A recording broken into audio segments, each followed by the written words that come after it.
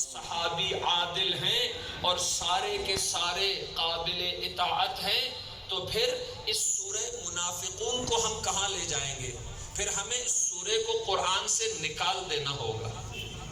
سورہ منافقون اس بات کی دلیل ہے کہ پیغمبر کے سارے صحابہ عادل نہیں ہیں۔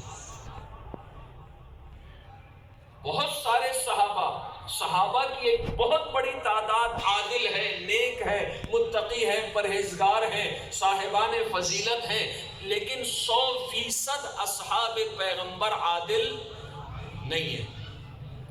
کیوں؟ سب سے بڑی دلیل سورہ منافقون ہے، قرآن مجید کا سورہ ہے۔ اور دوسری روایت جو اہل سنت کے یہاں بہت مشہور ہے، اور آج سوشل میڈیا نے اس بات کو واضح کر دیا ہے، علماء اہل سنت خود اس حدیث کو ضعیف مانتے ہیں کہ حدیث کیا ہے وہ آپ سن لیجئے تاکہ میں پھر آگے بڑھتا ہوں۔ ایک صلوات بھیجیں محمد و آل محمد۔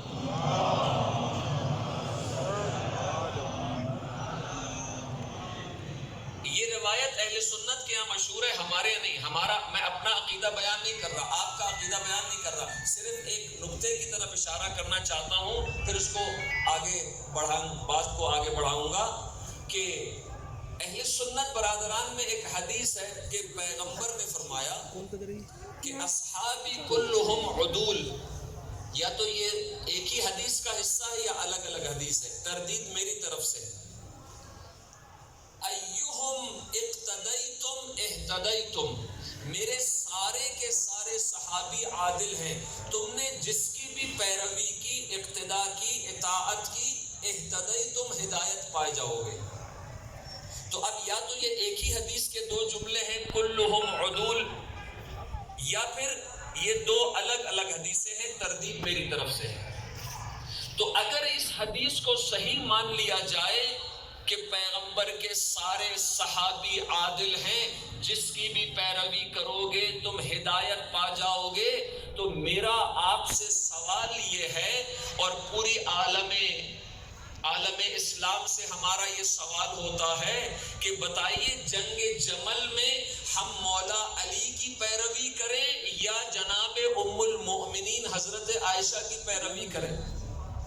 جنگ صفین میں امیر شام کی پیروی کریں یا مولا علی کی پیروی کریں؟ کس کی پیروی کریں؟ بالآخر ایک کی پیروی کریں گے، جبکہ دونوں ایک دوسرے کے ساتھ جنگ کر رہے ہیں۔ یہ نہیں ہو سکتا کہ ہم امیر شام کی پیروی کر کے بھی ہدایت پا جائیں اور علی کی پیروی کر کے بھی ہدایت پا جائیں، یہ نہیں ہو سکتا، چونکہ حق اور باطل دونوں ایک جگہ اکٹھا نہیں ہو سکتے۔ اب ایک میں لاجیکل ایک قانون بتا رہا ہوں منطق کی روح سے،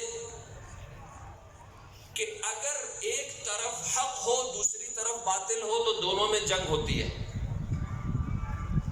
حق اور باطل کی جنگ ہمیشہ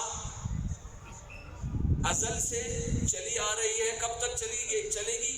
ابد تک، قیامت تک چلے گی۔ ازل سے یعنی ابتدا سے، ابد تک یعنی آخر تک۔ جنگ ہمیشہ حق اور باطل کی ہے۔ ایک جنگ حق اور باطل کی ہوتی ہے، اور ایک جنگ دونوں طرف باطل ہو تب بھی جنگ ہو سکتی ہے۔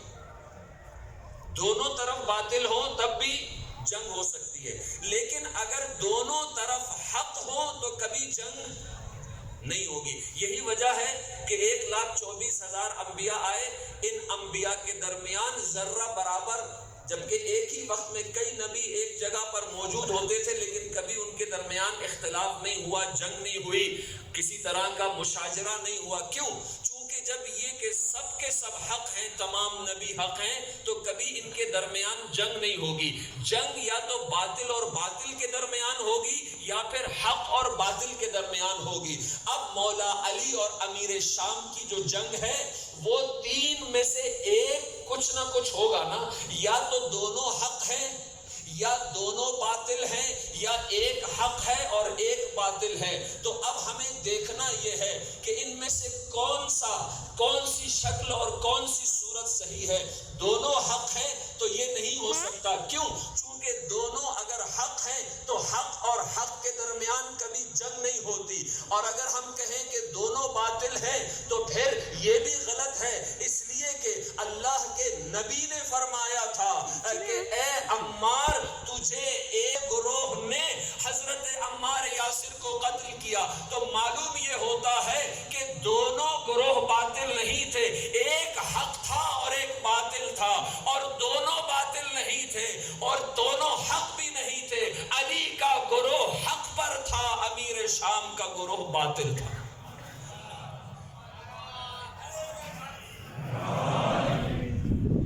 امیر شام کا گروہ باطل ہے۔ آج تمام علماء اہل سنت اس بات کا ببانگ دہل اعلان کرتے ہیں کہ امیر شام غلطی پر تھا۔ ہم اس کو غلطی نہیں کہتے، ہم اس کو اجتہادی غلطی نہیں کہتے۔ اجتہاد وہاں